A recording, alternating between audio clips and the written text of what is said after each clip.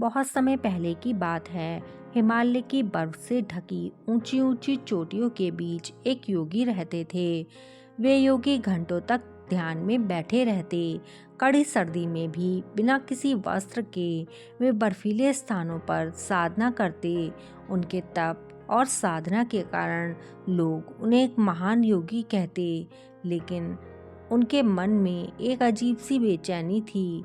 उन्होंने अपनी साधना से भौतिक इच्छाओं पर विजय पा ली थी, लेकिन उनके मन में यह सवाल हमेशा उठता था कि आत्मज्ञान का असली मार्ग क्या है। क्या तपस्या ही सब कुछ है या इसके अलावा भी कुछ और है? उन्होंने सोचा, मैंने शक्तियाँ तो अर्जित कर ली हैं, लेकिन मेरा मन अब भी खाली और अधूरा है। यह शांति मुझे क्यों नहीं मिल रही? एक दिन एक साधु हिमालय की यात्रा करते हुए उन योगी के आश्रम पहुँचे। योगी ने साधु का आतिथ्य किया और उनसे पूछा, वस तुम कौन हो और कहाँ जा रहे हो? साधु ने उत्तर दिया, मैं गौतम बुद्ध का शिष्य हूँ। मैं उनके उपदेश सुनने के लिए मगध जा रहा हूँ। उस योगी ने बुद्ध के बारे में पहले भी सुना था। उसने सुना था कि बुद्ध ने राजसी जीवन का त्याग कर ध्यान और साधना के माध्यम से सत्य की खोज की थी। लेकिन उस योगी को इस बात पर आश्चर्य हुआ कि बुद्ध ने कठोर तपस्या का मार्ग छोड़ दिया था। योगी ने साधु से कहा, मैंने सुना है तुम्हारे गुरु ने कठोर तपस्या को छोड़ दिया है और मध्यम मार्ग को अपना लिया है। क्या यह संभव है कि तप के बिना आत्मज्ञान प्राप्त हो सकता है? साधु ने मुस्कुराते हुए कहा, गुरुदेव कहते हैं कि आत्मज्ञान कठोर तपस्या से नहीं, बल्कि संतुलन और सही दृष्टिकोण से प्राप्त होता है। यदि आप स्वयं उनके पास जाएं और उनसे शिक्षा लें, तो आपके सभी सवालों का उत्तर मिल जाएगा। अब उस योगी ने इस पर विचार किया और निश्चय किया कि वह स्वयं बुद्ध से मिलने जाएगा। योगी ने तपस्या स्थल को छोड़ दिया और बुद्ध से मिलने के लिए मगध की ओर चल दिए। उन्होंने जंगल, पहाड़ और गांव से होती हुई लंबी यात्रा की। इस दौरान उन्होंने तरह तरह के लोगों को देखा। कुछ लोग बहुत खुशहाल थे और कुछ बहुत दुखी, लेकिन सत्यवान को यह समझ आया कि हर व्यक्ति किसी न किसी समस्या से जूझ रहा है। उसने सोचा, शायद यही कारण है कि गौतम बुद्ध की शिक्षाओं की ओर लोग आकर्षित हो रहे हैं। मुझे भी देखना होगा कि वे क्या सिखाते हैं। कई दिनों की यात्रा के बाद योगी आखिर बुद्ध के आश्रम पहुंच गए। बुद्ध अपने शिष्यों के साथ एक आम्रपाली के बगीचे में ठहरे हुए थे। जब योगी ने बुद्ध को देखा तो वह उनकी शांति और करुणा से प्रभावित हो गया। योगी ने बुद्ध के पास हाथ जोड़कर कहा, मैंने वर्षों तक हिमालय में तपस्या की है।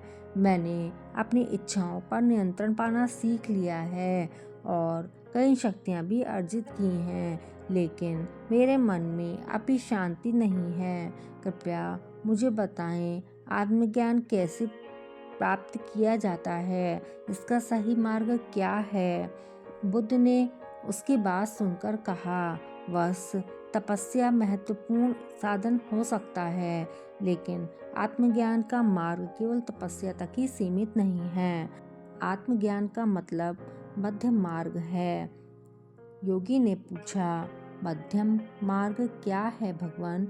बुद्ध ने समझाया, मध्यम मार्ग का अर्थ है संतुलन। जीवन में ना तो कठोर तपस्या करो और ना ही ज्यादा भोग विलास करो। इन दोनों के बीच का मार्ग ही आत्मज्ञान का सच्चा मार्ग है। जब तुम अपनी इंद्रियों को पूरी तरह से दबाने की कोशिश करते हो तो तुम अपने मन और शरीर को थका देते हो, और जब तुम अपनी इंद्रियों को खुला छोड़ देते हो तो तुम भोग में डूब जाते हो। आत्मज्ञान तभी प्राप्त हो सकता है जब मन और शरीर संतुलित अवस्था में हो। बुद्ध ने एक उदाहरण देकर समझाया, बस एक वीणा का तार बहुत कसा हो तो वह टूट जाएगा। अगर वह बहुत ज़्यादा ढीला हो तो संगीत उत्पन्न नहीं होगा। सही संगीत तभी उत्पन्न होगा जब तार को ठीक से संतुलित किया जाए। इस तरह आत्मज्ञान का मार्ग भी संतुलन पर आधारित है। योगी ने बुद्ध की बातों को ध्यान से सुना और उन्हें अपने जीवन में उतारने का प्रण किया। उन्होंने महसूस किया कि वास्तव में उनका कठोर तप उन्हें थका रहा था और उनके अंदर एक अहंकार भी पैदा कर रहा था। उन्हें विश्वास हो गया कि तपस्या ही सब कुछ है। उन्होंने सोचा, मैंने केवल अपनी इंद्रियों को दबाने पर ही ध्यान दिया, लेकिन मन के संतुलन और करुणा पर कभी ध्यान नहीं दिया। यही कारण है कि मेरी साधना मुझे शांति नहीं दे पाई। योगी ने मठ में कुछ समय बिताने का निश्चय किया। उन्होंने बुद्ध की शिक्षाओं को आत्मसात करना शुरू करा। उन्होंने अपने ध्यान में करुणा, संतुलन और शांति को स्थान दिया। उन्होंने अपने भीतर के अहंकार को छोड़ दिया और समझा कि आत्मज्ञान का अर्थ केवल शक्तियाँ प्राप्त करना ही नहीं, बल्कि अपने मन और आत्मा को शुद्ध करना है। उन्होंने यह भी सीखा कि दूसरों की मदद करना और करुणा का अभ्यास करना भी आत्मज्ञान की दिशा में एक महत्वपूर्ण कदम है। कुछ समय बाद वह योगी एक बदले हुए व्यक्ति बन गए। अब वह कठोर तपस्या करने वाले योगी नहीं थे, बल्कि एक करुणामय और संतुलित भिक्षु बन गए थे। उनके मन में अब कोई अशांति नहीं थी। वह समझ गए कि आत्मज्ञान का असली मार्ग ना तो भोग में है और ना ही केवल तपस्या में, बल्कि संतुलन और करुणा में है। मित्रों, यह कहानी हमें सिखाती है कि आत्मज्ञान और शांति का मार्ग केवल कठोर साधना में नहीं है। यह संतुलन, करुणा और सही दृष्टिकोण से प्राप्त होता है। गौतम बुद्ध का मध्यम मार्ग आज भी हमें सिखाता है कि जीवन में संतुलन बनाकर ही हम अपने सच्ची खुशी और आत्मज्ञान प्राप्त कर सकते हैं।